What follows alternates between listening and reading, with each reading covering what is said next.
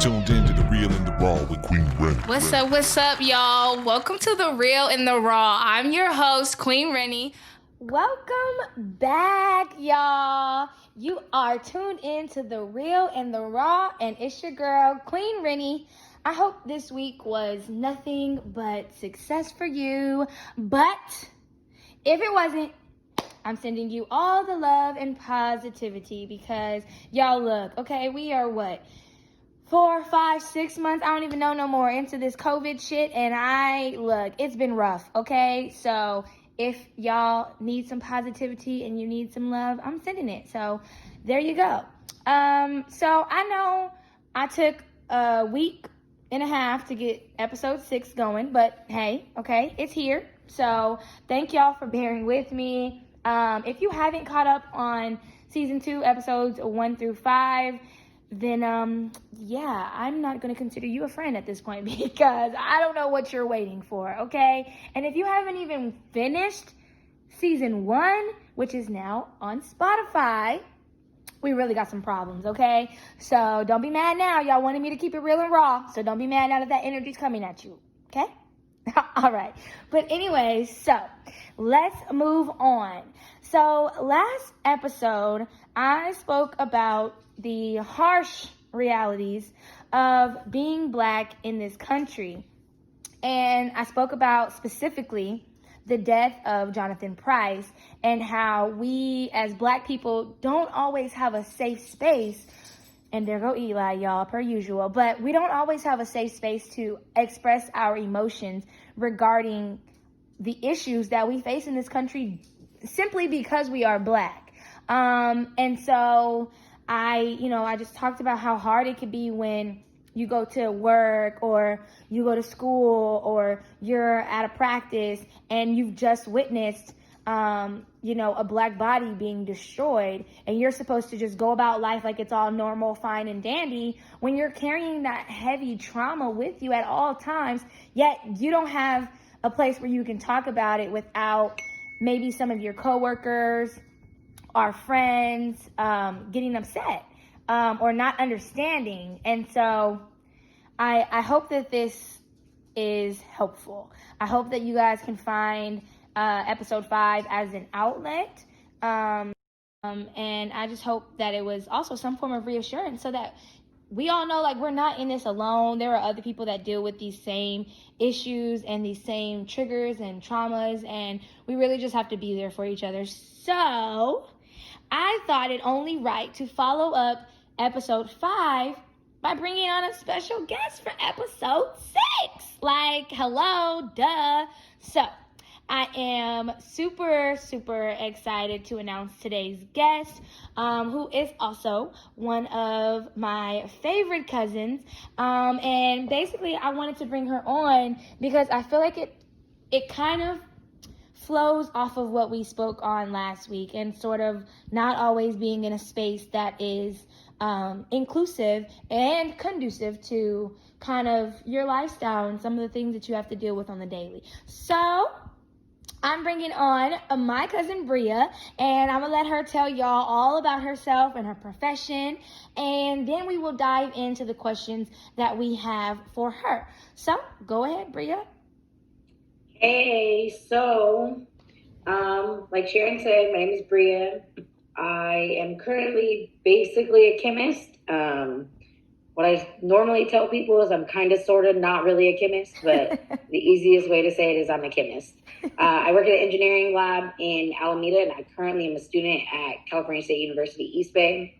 My last year there, COVID, ruined that, but graduating in May with a bachelor's in chemistry and another bachelor's in biology, both with emphasis in forensics and analytics. Nice. Okay, y'all heard it. So basically, she just told y'all that she's CSI. So don't try it, okay? So, but thank you, Bria, for that background information, y'all. So, I just quickly want to say that basically she's a genius. She's super smart, works really hard, and is also a mom. So, for any of my parents out there that are, wanting to pursue their dreams but sort of feel like they can't for any reason, take her as a witness, take her as testimony that, like, yes, it's going to be hard, especially when you're taking chem classes and things of that nature. But it's just a testament that you can do it, and you can do it while raising your child or your children or taking care of your significant other, whatever your case may be. Just know that, like, you can do it. And my cousin is really a great example, and she'll explain further about her journey and things like that as we dive into these questions. So basically, I just kind of wanted to talk with Bria about, what it's like to be what I call just like a scientist. But one, be in a space where people probably didn't expect you to be. And two, you are probably, and I'm almost certain when I say this, the only Black person there. And let alone maybe even the only woman in the space.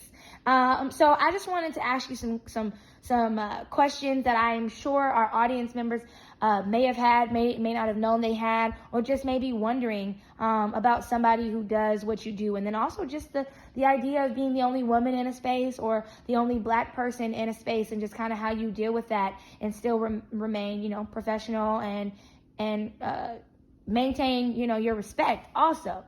So we're going to sip our water really quickly, y'all, and then we are going to dive into these questions. All right, y'all. So we are quenched and ready to go. So basically, Bria, how this is going to work, like I said, is I'm going to ask you some questions, but feel free to elaborate and, kind of just say what you need to say and make sure, you're feeling heard over here, and real and raw. Okay. So what made you even decide to get into STEM? And for anybody that might not know what STEM means, can you kind of explain that also? Yeah, so the acronym, STEM is an acronym, stands for Science, Technology, Engineering, and Math.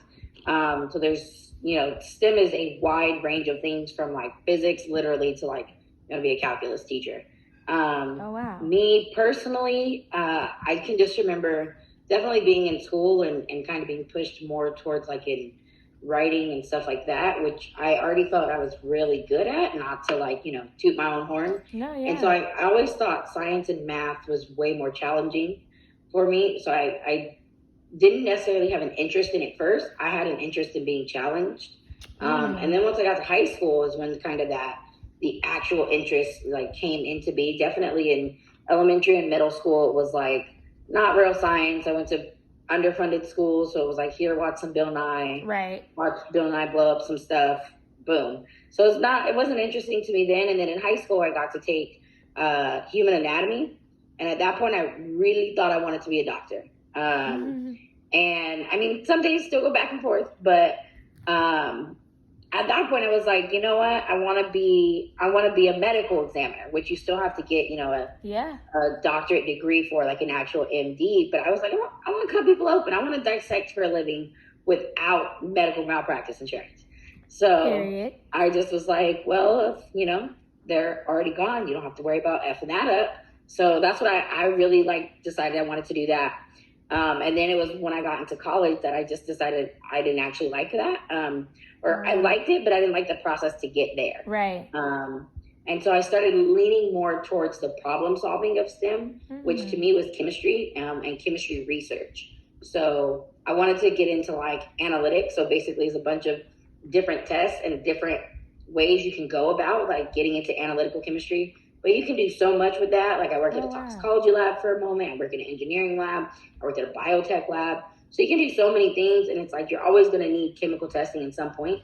So you can almost take analytics and specialize in a chemical test, and then go about what you're trying to do. So that's what I decided to do. But it really just took on me wanting to be challenged, and certain things just started to come easy. And I was like, I don't want to do this anymore. Nah, that's real.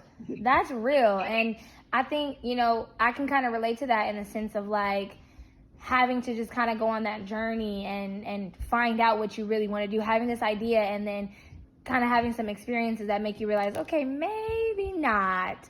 Or, because for me, I always wanted to be a doctor as well. I wanted to be a trauma surgeon. And then I got to literally be in this program where I shadowed trauma surgeons and doctors and all this stuff. And I was just like, oh, wait, never mind. This is not for me. I want to have a whole bunch of kids and I want to go on vacation. Like, that's not the life that I want. And you want to be on call? Fact, did not want to be on call because Lord knows I need my sleep. And so I was just like, no. And then I worked for a summer program, and the students that I worked with were taking college courses in this program, and one of the classes was psychology. And I took the class because I had to watch the kids and fell in love and ended up deciding that, to be my major. And I'm so glad that I did. And so it's just crazy to hear, that confirmation that like everybody kind of goes through this process. So. Yeah, at one point I thought I was like, I really want to do psychology. And I actually was like, this isn't enough, like, math calculation problem solving. Was like theoretical problem solving. So I was like, this may not be for me. And see, for me, statistics was all I needed. And I was like, oh my God, this is terrible. But I did it. But hey, I don't know. Like I said, to this day, I don't know how you be doing that. But, okay. So that also leads me to like, it took you obviously a process to figure out, kind of where your passion was. But what has that journey been like? Not only, like I said, as a Black person, but as a woman as well. How have you kind of dealt with being in some of those classes by yourself, or teachers or professors, kind of not, or being surprised at how well you're picking up the material and the types of things that they say. Yeah. So what's that been like? It definitely was like eye-opening for me to like once I got out of some of my prereqs and really started getting into major classes, that I was for sure most of the time the only Black person, but 9 times out of 10 I was the only Black woman. And I can actually count from like community college till now how many Black women I've had a class with. Wow. It is 2. Wow. Yeah. And I'm still friends with both of them actually, but it's like it was really eye opening to see like there was nobody like me, in a lot of my classes, and it was like in any of my STEM based major classes, it was just me, and for the most part, there were not very many Black men in my class, and some of the math classes for sure, but never in the bio and the chemistry classes, like. It just didn't happen. So 9 times out of 10, I was with people who didn't relate to me on a personal level. Right. And still was mostly surrounded by men, especially going higher up into the journey. A lot of, not to like sound stereotypical, but a lot of women kind of went the nursing track. Yeah, no, I mean, it's the truth. Which is fine. Like nurses are dope. I personally did not want to be a nurse, but a lot of people took that track. And so after a couple classes, they kind of, go a different way, which is totally fine. Yeah. But I was like, oh, I don't want to. So going more into like hardcore STEM, the chemistry, the engineering, software, math, I was surrounded by men. Like throughout all of this, I don't think I've ever had a Black woman as a teacher. Wow. I don't think I've ever had a woman as a teacher outside of a math class. Wow. Or outside of something that wasn't also a nursing requirement. So it's definitely been rough to, trying to relate, especially like being a parent, to say like, oh, I can't do X, Y, Z because I have a kid. Like I have, my time is stretched thin, and my teachers didn't necessarily understand. My peers didn't necessarily understand because A, they didn't have a kid. B, they might have had a kid but they had a wife or someone who's there kind of doing that. And I was, all on my own really with that. So it definitely has been an experience like through school. And then, once I transferred out of community college, I started working because I more so was like, I have a kid. When I walk out with a bachelor's, I need money. Yeah. And not, people have this notion that like when you major in science, oh, you're going to be making money. Yeah. Which is not necessarily false, but it takes you some time to get up there. Like my first job was $15 an hour. And people are like, what? And I'm like, entry level science, they expect you to come in and wash glassware. Like you are basically a glorified dishwasher.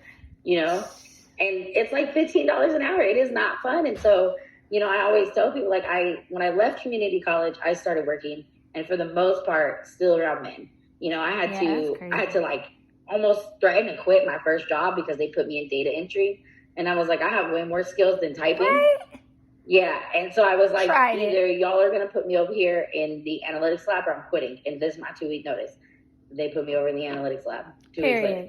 So, and I was like, I have the experience. Like, I know how to work this $20,000 machine. Let me do it. So they finally did. But even asking for like responsibilities once I got over there was rough. Yeah. You know, and then even at my old position, people didn't necessarily take me seriously, especially because while I'm in school and I don't have a degree yet, for the most part, I'm competing for like tech positions, and a lot of my peers do have a degree. So when you first start out, you start out as either lab assistant or lab tech, and then you work your way up to either research associate, scientist, or, you know, researcher. Okay. So that's kind of how that goes. But I've, you know, on every job, I've been like, I know as much as your chemist, and probably know more because I still look at it on a daily basis. And they don't. I'm still in school. So it's definitely been a fight of being like, if me and the chemist do the same thing, why can't I be a chemist? And why aren't you willing to pay me as a chemist? Dang. So you're like constantly having to advocate for yourself, even though you're clearly already like, you're qualified. Like, you know what I mean? That's crazy. Yeah, that's hard. I've actually changed jobs at this point 3 times since 2017, because I basically was like, I know that I have more to offer than what you're willing to pay me. And I know that my experience validates more than what you're willing to pay me. Yeah. So it definitely sucks that I've had to, you know, change jobs once a year. I think I finally, you know, have found something that I really like. And I've been here 1.5 years almost. So I'm like, all right, not changing jobs every summer again. But I've walked away from 2 jobs because I did not feel like I was appreciated in that space. And it made it so much easier for me to walk away, though, because I was so isolated in my space. Right. People didn't understand. You didn't have anything holding you there. And I think that's key, too, that, like, I want to highlight, though, y'all, is like, and I want to make sure y'all hear what Bria is saying about how she recognized she wasn't being valued, and she left right then and there, or made it known. And I feel like sometimes as Black women, we get too afraid of being seen as the stereotypical angry Black woman or causing issues, that we sort of silence ourselves and we put up with a lot more in order to be of value. And I think, and you know, especially being in our 20s and being so young, we need to recognize where our value lies. And if we're not being valued, we can't be afraid to say, hey, I gotta go, because there is somebody or something out there that is going to value for everything that you're worth. We can't be okay with settling anymore. And so I just wanted to kind of highlight that really quickly. But did you have anything else that you kind of wanted to hit on as far as your journey? I definitely think the other thing that I've realized, especially in the company I'm with now, is that I still am probably, and in my company, I'm not the only person of color. Actually, I think they do a demographic, you know, breakdown by the quarter. I think we're just under 10% of, you know, 200 people. Oh, wow. Of Black people. So that's not terrible, but we definitely are like, you can do better. But I'm actually still the only Black woman in a position of STEM at a company of close to 200 people. So, and it's still, you know, it's weird because I always say, like, you can find people who have the same requirements as me. So at my company, like I was saying, I am the only Black woman in a position of science. Wow. There are other Black women, because I work for an engineering/manufacturing company. So there are other women in manufacturing, but there are other Black women in manufacturing, but there are no other Black women in a position of science, whether that be an engineer, a chemist, research associate, none. So I'm the only one. And I was, telling one of my coworkers, a lot of my coworkers are mixed with either Black and white, Black and some type of Hispanic. Mm-hmm. I am probably one of the only ones who identifies it as just Black. Oh, wow. But I don't appear to be just Black. Right. And so a lot of people at every job I've ever had ask me, what are you mixed with? And I'm like, I'm not. And they're like, what do you mean? And, I've even had people play, let me guess what you're mixed with. Oh, And I'm like, y'all, that's kind of disrespectful. Right. Like, I don't care that you're trying to guess what I'm mixed with, because I'm really just not. Like, I am of lighter skin, but my family is not. And so I always tell people, like, I don't necessarily want to see people like me who benefit from looking racially ambiguous for you to check your diversity box. Like, no, go hire a dark skinned person. Yes.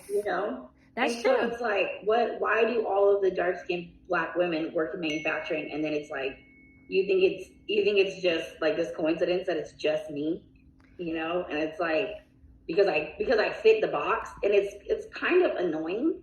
And it's gotten to the point to where at other jobs, it wasn't even like that, to where it was just like, it was just me.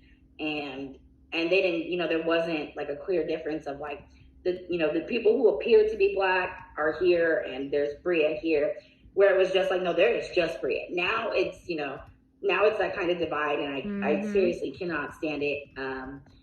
It bothers me that I'm like, we are in Alameda, we are 2 steps from downtown Oakland. Y'all can't find not one Black woman. Of course not. And it's just, it works to make you feel isolated, to make you feel alone in your position, because there's no one who can like relate to you at work, There's no one you can go to and be like, "Oh, girl, guess what?" And just kind of take off that professional, feeling, because it's like nobody wants to be, playing the part for 12 hours. Yeah, nobody can. And that's what I talked about literally in episode 5 is like, you might see something that like is a shared experience for Black people, and you might want to go and, it might still be on your mind when you're at work the next day, and you don't got nobody that can even relate to it, or, can come up to you and be like, did you see or did you hear? And actually know what you're talking about. And that is so essential. And so that kind of just leads me into the next question is of like, how do you handle the mental tax of all of that, while also handling the mental tax of breaking generational curses and pursuing something that most Black kids, like you just said, are made to believe they could never be? And I even think like at the end of that question, not made to believe that they could ever be, but literally told, you can't do this. That's real. So it's rough to actually have to go to work and look at people and look at my bosses and my peers and be like, there's no one here who looks like me. It is mentally taxing, especially with all of the things that have gone on in this country in the past, let's just say 6 months. Right. And let's just really say 400 plus effing years. But I ain't been here that long. Period. But let's just say just from COVID and the complete economic destruction of Black and brown communities on, so March till today, you go to work and you have heavy things on your mind. You want to take days off because you want to go protest. Yes. You're crying because you're at work and George Floyd's a thing, and then something else happens, else happens, and it's like, but then you have coworkers and it's like, who come up to you and say, well, I know how you feel because I remember when the Pulse shooting happened. And I'm like, thanks for trying, but it's just not the same. Yeah, or they're totally oblivious. Black are not the same. Yeah. And I'm like, because there are people who are gay and Black. Yeah. Like, that's like saying you can't experience one without, like, they're not the same. Well, either that, sympathize, but stop. And sometimes they're just totally oblivious to the situation at all, and the conversation they want to have is what we should eat for lunch today, or what they're doing this weekend, while you're literally just finished watching a video of somebody that could have been your brother being choked out. Exactly. And even like on the darker side of, watching George Floyd die on camera, I remember I went to work the day Kobe Bryant died. Eyes puffy. I'm crying. Yeah. Felt like I lost a cousin, okay? Yeah. And people were like, why are you so sad? It's just Kobe. I said, no. It's not just Kobe. Like, you don't understand to see the things that man had to overcome and to where he got. And for the culture, like, too. Like, yeah, it's like, and then, I do have one coworker on my shift who, she works in manufacturing. She's a Black woman, and she's like, oh, Lord. And I'm like, somebody understands what I'm going through, And even in actually, my coworker had a baby, so she was out on maternity leave from December until May, See. And those 5 months were probably the most taxing time I ever spent at work. Wow. Because I did not have her. The day she came back, I was like, she's come back. I was so excited, Yeah. Counting down the days, texting her, when you coming back? That connection and representation, it is so important. It's so important. So important. And you know what? And it's something that is so lacking within the education system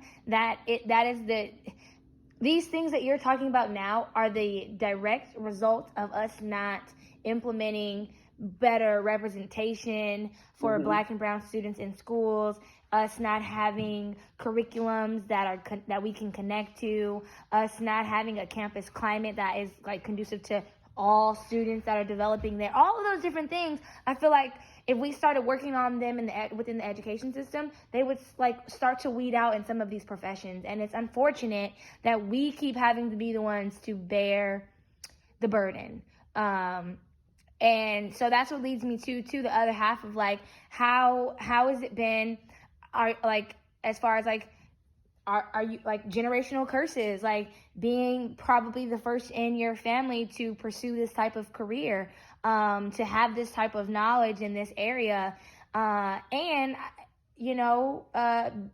being well, obviously your siblings are in college as well, but also coming, from a family where not everybody attended college. So what has that been like as well on like the family side of things? It is so vastly different from like looking at, the maternal side of my family and the paternal side of my family. My mom's side, which is kind of, where you come in, but it's like, for me, I grew up knowing that my grandmother was born in segregated Louisiana, graduated high school in a segregated Louisiana, went to Southern University in a segregated Louisiana, got into LSU, but could not go because of her skin color, and left Louisiana, and then came to California and got a master's degree. Period. So you have, things in Contra Costa County are named after this woman, okay? Yeah.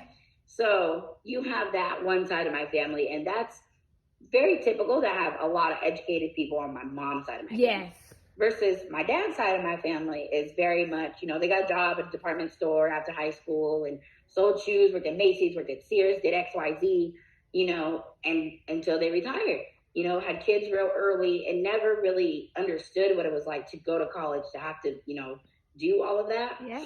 And even so, like, my dad didn't go to college. My dad went that's to what I was just going to say. And then having a out. parent that did and a parent that didn't. Yeah.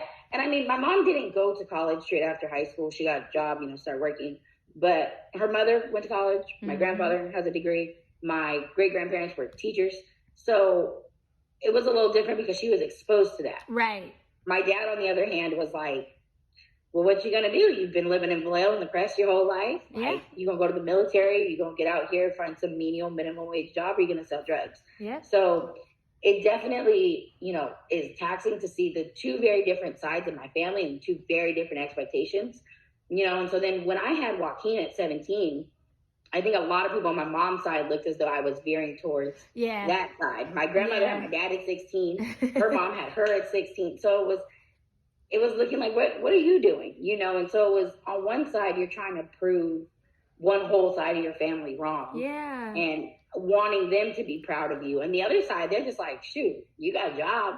We're proud of you because you're making legal money. And so it's real different on both sides. And it's like, how do you balance that line of like, you're enough over here, but you may not actually be enough over here? And how do you live up to those expectations of like knowing that your grandmother will probably endured way more racism than I ever will in my life, and still right? And I can relate to that in a way as well, because though neither of my parents went to college, I was actually the first in my immediate out of my siblings to attend and graduate from college. But my mom's side, they knew that life. My grandfather went to college. My aunts went to college. My mom actually got into college, went to the little summer bridge, and then didn't want to be away from home, so she never went back. But my dad's side of the family, like yours, I don't think any of them have been, I don't even know that they've graduated high school. And it's not to say that they don't lead good lives or whatever, because it is what it is. But it was definitely a balancing act. But for me, it was a balancing act of one side, my mom's side, kind of placing that high expectation, and then the other side wanting to look up to me and kind of idolize me in those types of ways. And so it was pressure kind of in both ways. But my mom's side of the family, it wasn't never like an expectation where like they were super harsh on me. It was just like, no, like we expect you to go to college, but if you don't, that's okay also. So I think that one was easier for me to handle. As for to like my cousins in Cincinnati and, it they're all doing well, but it's always like, oh, that's California, y'all do it bigger and better, and you have this because you went to college, and it's like, nah, like, y'all, to me, are successful as well. It's just a different type of success, and I think success looks differently for everybody, but it's definitely a balancing act. So what necessarily motivates you to keep going in that sense? I think because I try to do a lot of outreach. I think for me, I never had anyone tell me like, you can major in chemistry, you can be a chemist, you can do science. Like even to the point where I've never had anybody say you can be good at math.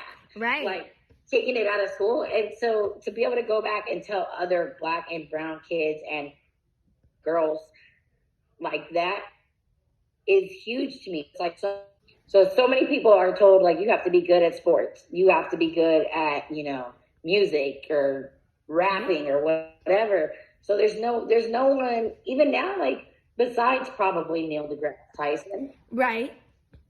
So you can't name famous Black scientists that are living now. Like we're taught, when I say we, I mean us at home, when we're taught Black history from our parents. Right. We're taught the people who advance science forward and stuff in our community, but it's like that's not prevalent in today's society. Like you don't see that, you know. So it definitely is what motivates me, is that you can be that even if there is no one up there. Yes.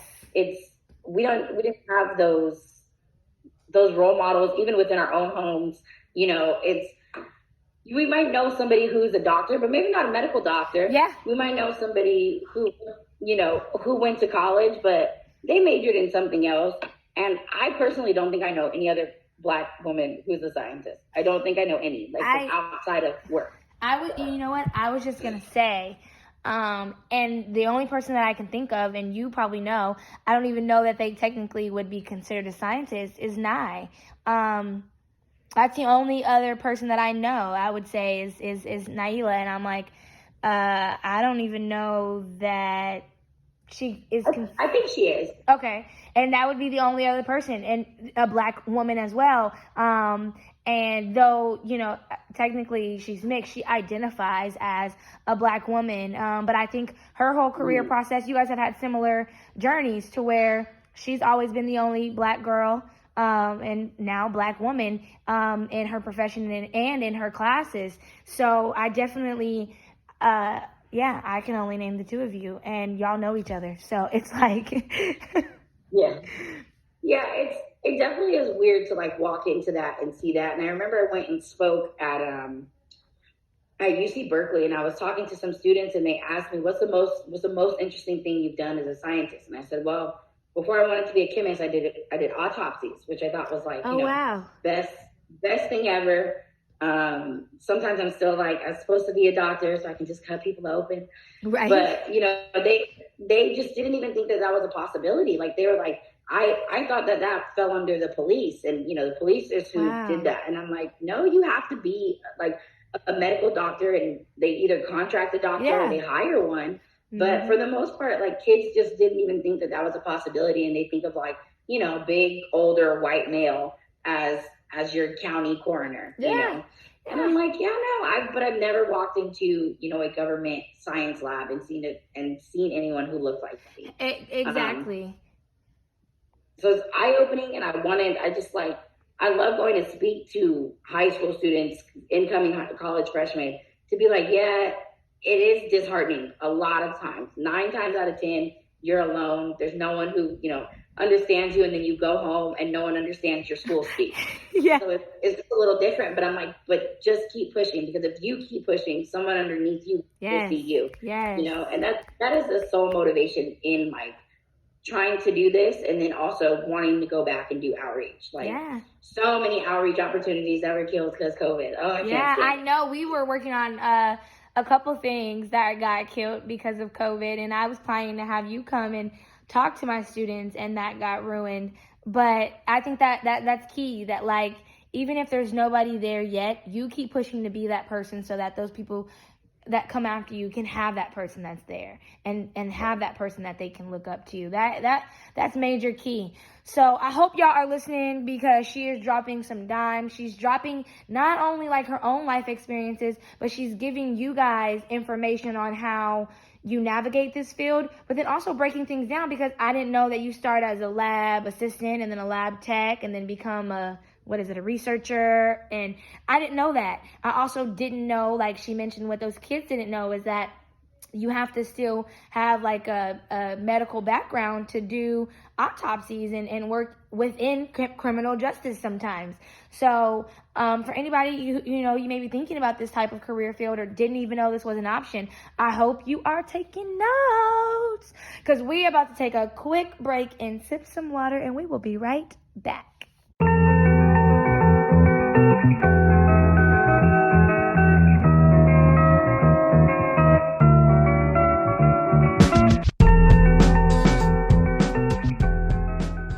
All right, y'all, we are back. So, Bria, I really just only have a few more questions for you, but I'm so, like, I feel like I'm just learning a lot, and I think it's cool because obviously I could have asked you these questions a long time ago, and I just never really thought of it. But I'm glad that we're doing it on the podcast so that everybody else can be informed and educated as well.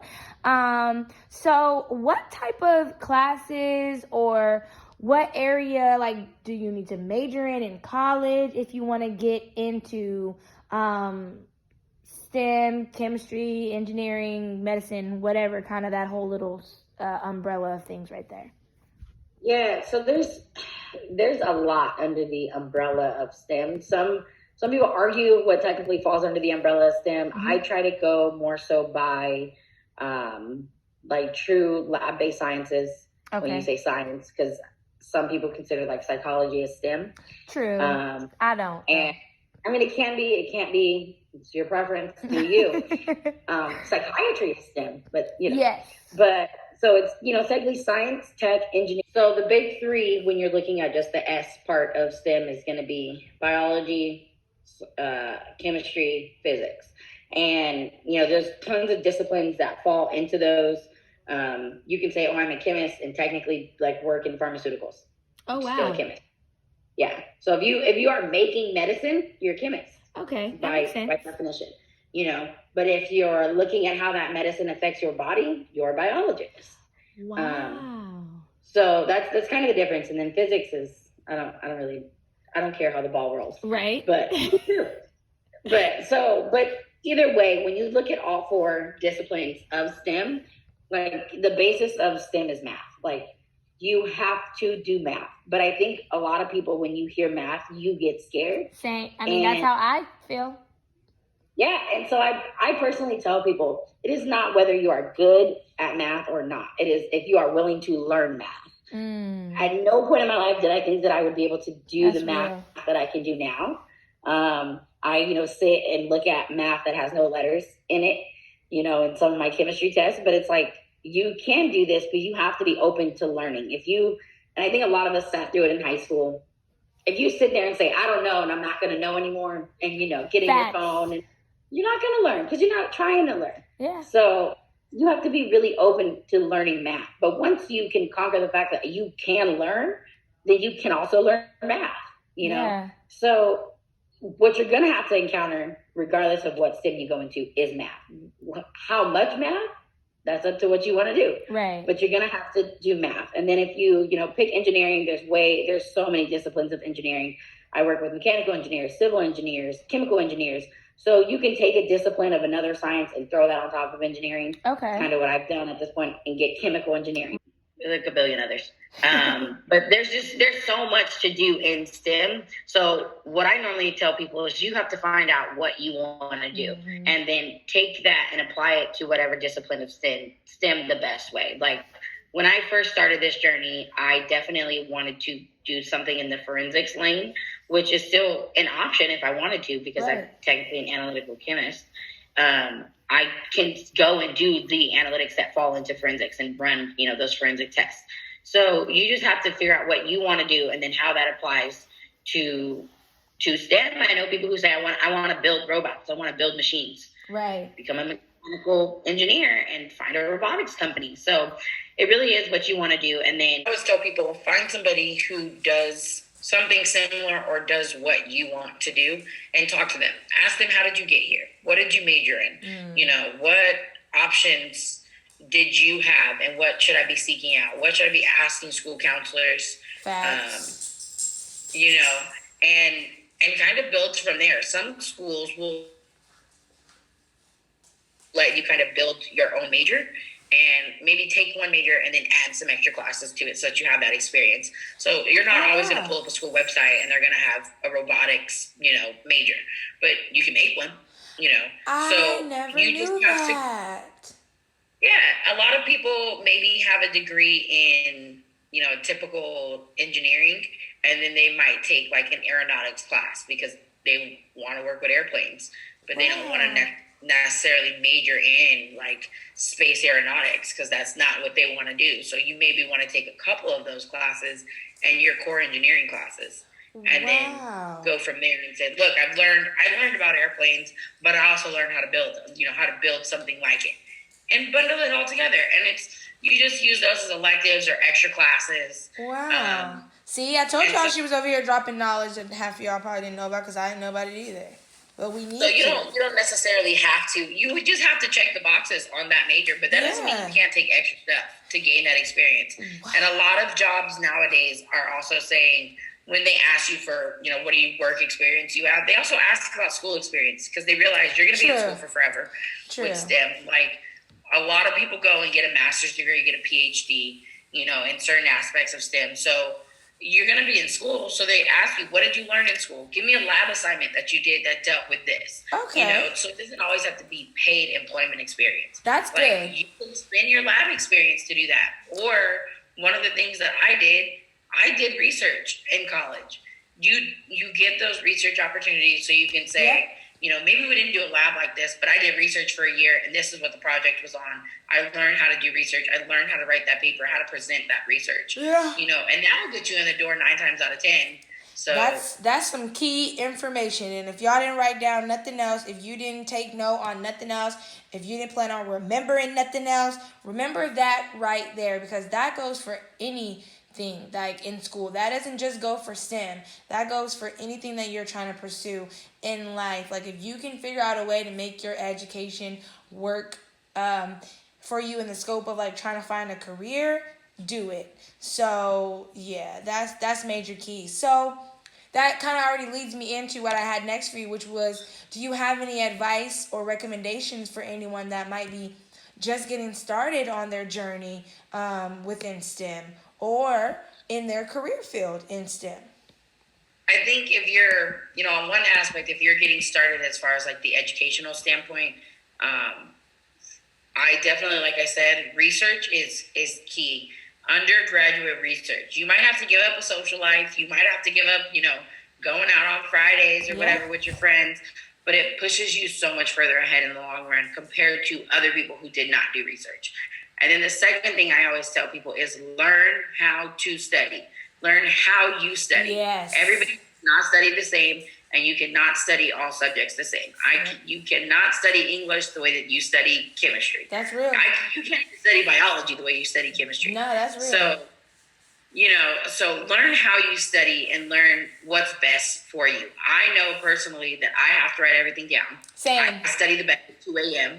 You know, most people are like, what do you mean you study in the middle of the night? There's no distractions in the middle of the night. Nobody's awake. Yeah. So I personally know that I study best between the hours of 1 a.m. and 4 a.m. Wow. You know, so learn how you study so that you can be successful, you know, and sometimes that means you have to take sacrifices in other aspects of your life, your social life, or even when you first start out in money. Like, you know, a lot of people have this weird, you know, thing that just because you majored in STEM, you're going to walk out of college and somebody's handing you 6 figures on a silver platter. Instead of you walked out of college and someone says, here's a job for $17 an hour, you're going to wash my glassware and take my note, you know? And so I'm like, it's not all it's cracked up to be every day. It is rough, you know, especially when you're first starting, you feel underappreciated, you feel underpaid, you know, but stick it out. When you first come into it as a career, I just always tell people, bust your ass. Show people that you are, that you're more than the dishwasher, that they want to keep you on because you're willing to learn, that you're willing to learn to do more. And ask for those opportunities. If you don't ask, they'll never be given to you. Period. Because a closed mouth don't get fed. And exactly. The main thing to me too is that that knowing how you study, finding what works for you along this process. Because for me, like you said, you can't study for every class the same. I have to write things down as well. And one of my psychology teachers, I was taking an abnormal psych class. I think it was my junior. It was either my third or fourth year in college and in undergrad. And she printed out the notes. She typed the notes for us, and we would print them out. And I remember being like, I hate that. I can't do this. I need my own notes. And so I would literally copy over the notes in writing. And that's part of my memory process. And that's what worked for me. I had to do flashcards. That's what worked for me. And I remember being having a time frame where okay, am I just going to use her notes and highlight and try to make it work, or am I going to rewrite? And I had to rewrite most of it. I'll never remember anything. Yeah, every now and then I was able to just highlight what she did, but I had to have my written notes. Writing is part of my learning process. And so I think that's super important. And if I rewrite my PowerPoints. Yeah. Yeah, I literally go through and rewrite slide for slide on my PowerPoints. And people don't understand why do you write everything? And I'm I'm not a visual learner. I have to write it. Yeah, it's something about writing. I can memorize. Yeah, I could write something, and now I know it because I wrote it last night. You know what I mean? So it's super key, and that, like I said, this whole conversation goes beyond just school, STEM, and work. This is just some life things as well. Find what works for you. Don't stay in places where you don't feel like you're being valued. But also have some grit and some what's the word I'm looking for? Consistency, and make sure you're fighting. If this is what you really want, fight for it and work hard for it. And so is there, with all of that being said, is there anything that I missed that you wish to touch on, or that you think is super important for people to know? I just think when you're going into STEM as a person of color, whether you be, whatever gender or non-gender binary you identify as, 9 times out of 10, you are going to be just you. But don't ever stifle any parts of you for an income. It's not worth it. Facts. And the right company will be willing to take you as you and grow you as a person, but also grow you within your career. And if you're not valued, there is some aspect to sticking something out for, a certain amount of time. But after that time is up, and if you're still not being valued, why are you still there? You're making them money, so there's no reason for you to be unhappy. Part. And I've seen people leave this field because they are unhappy and go do something completely different, whether that is what they wanted to do or not, other than looking for something within the field that will make them happy. So I think one of the benefits to us being in California, to being in the Bay Area, is there's a million companies. Find something else. If one person doesn't appreciate you, someone else will. I literally just had a conversation with a coworker. 2 weeks later, he quit. Okay, I love my job. He quit and said, y'all should be paying me upwards of $200,000 a year, which I was like, what? That's possible? I didn't know that. But they told him no. He found a job in San Francisco paying him $250,000 a year, and he left. If you don't think you're being valued, go find your value. Build your value. You can still start your own business in STEM. You don't have to work for a lab. You don't have to work for somebody else. You want to be a teacher, take STEM and spin that and start a tutoring company. Yes. Start an outreach company. You don't have to be, quote unquote, in a lab. There's so many things to do in STEM. And part of that is STEM also needs people who are saying, dang, I don't think I can do this. This is not for me, the being in the lab. But I understand that there's a need for Black and brown people in this profession. And what I want to do is be that outreach person. Yes. That's what people need, is that there is such a need for that. Be the advocate. And I hope that even if I can't do it, that one day somebody will come along and start a company that's just like, let's outreach to all these beautiful Black and brown kids, about what science is. And it's not for them, but that somebody will come out and do that. Yeah, so be the advocate. There's stuff for everybody if you're interested. If you can't be the person, like we said earlier, if you can't be the person, try to make sure that you're spreading the knowledge so much so that somebody else can be. Which I think, like I said again, is just a life thing. So I know that was a lot that I threw at you, a lot of questions, but that was a lot of good information to unpack, and a lot of like super key things, like for anybody, not just Black people or Black women, but for anybody. And it was super real and motivational, like honestly, super motivational and inspirational. So thank you so much, Bria, for coming on and speaking on something that we don't usually get to hear about, get to talk about, get to see. And so I know that like you're making your grandmother proud, which you spoke about earlier, and that obviously you're going to succeed in like any, career field that you step into, but like obviously in STEM. But I just want to thank you. I want to ask you to quickly say any contact information or any social medias that you are okay with people having, in case anybody wants to follow up with you and kind of be that mentee that you, or whatever the case is. If anybody may have some questions for you, how can they get in contact with you? Yeah, I normally shoot out my email to people. Sadly, I always have my phone with me. My email is like my life because I need it, honestly. So most other social media, but my email, like if you ever want to talk to me, ever want to, reach out about work, school, whatever it is, the email is Bria, BRIA, period, LARAE, 93 at Gmail. So Bria.Larae93 at Gmail. Feel free to reach out to me. Email me anything. I have literally kids from all over the Bay Area ask me random weird questions about cutting people open and blowing stuff up. So, yes. And if you got questions, if I don't know the answer, I might know somebody who knows the answer. So feel free. And you guys, I'll also tag her email in the description of this post on YouTube. And then for any reason you guys miss it or whatever the case may be, just make sure you reach out to me and I can make sure I put you in contact with her. Because again, as you heard, she has a lot of knowledge outside of just STEM.